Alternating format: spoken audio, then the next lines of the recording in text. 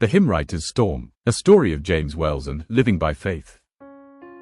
The rain hammered against the window of James Wells' modest study, each drop seeming to echo the worry that had settled in his chest like a stone.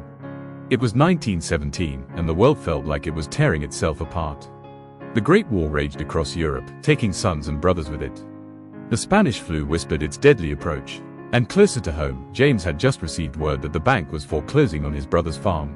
He sat at his writing desk, a blank sheet of paper before him, his fountain pen resting unused in his weathered hand. At 45 years old, James had written dozens of hymns and poems, but tonight the words wouldn't come. Tonight, all he could feel was the weight of tomorrow's troubles pressing down on his shoulders. "How am I supposed to write about faith," he muttered to himself, "when I can barely hold on to my own?" Through the wall, he could hear his wife coughing, that persistent cough that had worried him for weeks. They couldn't afford a doctor, not with what little his writing brought in. The worry coiled tighter. James stood and walked to the window, watching the storm clouds roil across the darkening sky. Lightning flashed in the distance, illuminating the tempest for just a moment before plunging everything back into shadow. And then, in that darkness, a memory surfaced. He was 7 years old, walking home from school through a sudden summer storm. The thunder had terrified him, and he'd started to cry. His father had knelt down in the mud and rain, placed his large, callous hands on James' small shoulders, and said, "Son, do you think the Lord who counts every sparrow has forgotten about you? The storm doesn't change who holds you." James felt something crack open in his chest, not breaking, but breaking through. He returned to his desk with sudden purpose, dipping his pen in ink. The first line came not from certainty, but from the place beyond certainty, from the decision to trust even when he couldn't see. "I care not today what the morrow may bring." His hand moved faster now, the words flowing like they'd been waiting behind a dam. If shadow or sunshine or rain. He thought of his brother's farm, his wife's cough, the war, the sickness, all the things he couldn't control, couldn't fix, couldn't change. "The Lord I know ruleth over everything. Do I know that?" he whispered to himself. "Really know it?" The question hung in the air of his study. And then, with a trembling hand but a steadying heart, he wrote, "And all of my worry is vain." James set down his pen and read the verse back to himself. It wasn't that the troubles weren't real, they were devastatingly real. It wasn't that faith made them disappear. But there was something in naming the worry as vain, not the concerns themselves, but the worry, the fretting, the anxiety that changed nothing except him.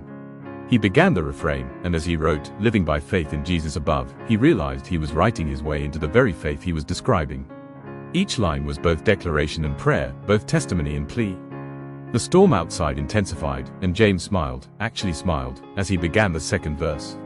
"Though tempests may blow and the storm clouds arise." He was writing about the very storm that surrounded him now, the metaphorical and the literal converging on his page. "I'm never alarmed at the overcast skies. Am I though?" he asked himself honestly.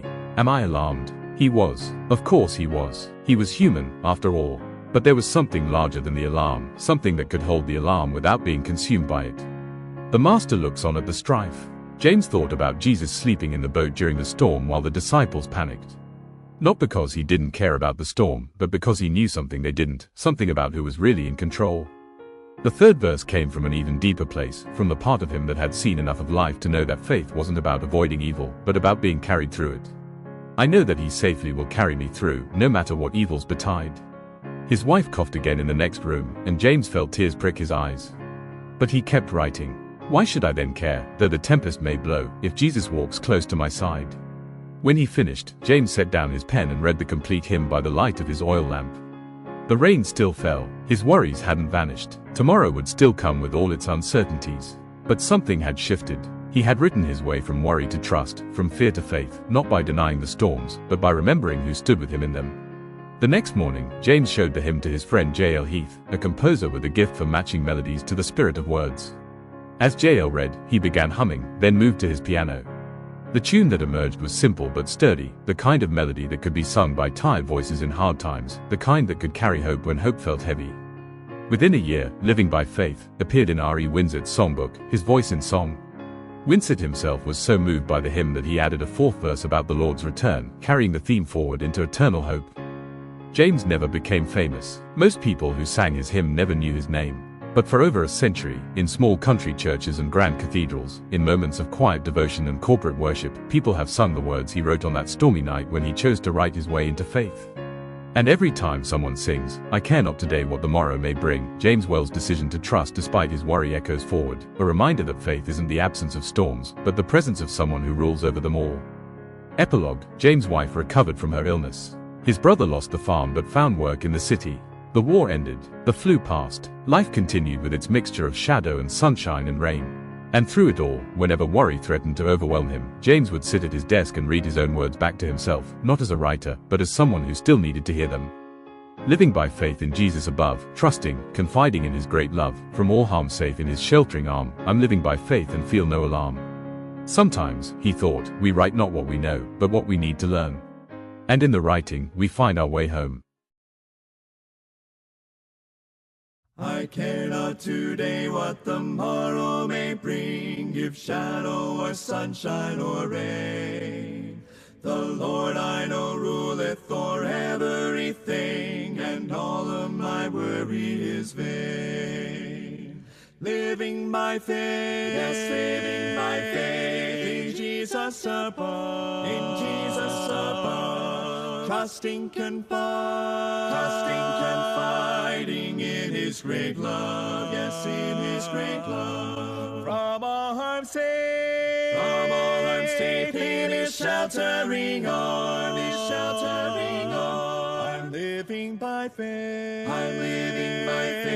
and feel no alarm, Though tempests may blow and the storm clouds arise, obscuring the brightness of life, I'm never alarmed at the overcast skies. The Master looks on at the strife. Living by faith, yes, living by faith, in Jesus above, trusting, confiding in his great love, yes, in his great love. From all harm safe, in his sheltering arm, I'm living by faith, and feel no alarm, I know that he safely will carry me through, no matter what evils betide. Why should I then care though the tempest may blow, if Jesus walks close to my side? Living by faith, yes, living by faith, in Jesus above, trusting, confiding in his great love, yes, in his great love. From all harm safe, in his sheltering arm, I'm living by faith, and feel no alarm, Our Lord will return to this earth some sweet day, our troubles will then all be o'er. The Master so gently will lead us away, beyond that blessed heavenly shore. Living by faith, yes, living by faith, in Jesus above, trusting, confiding in his great love, yes, in his great love. From all harm safe, in his sheltering arm, I'm living by faith, and feel no alarm,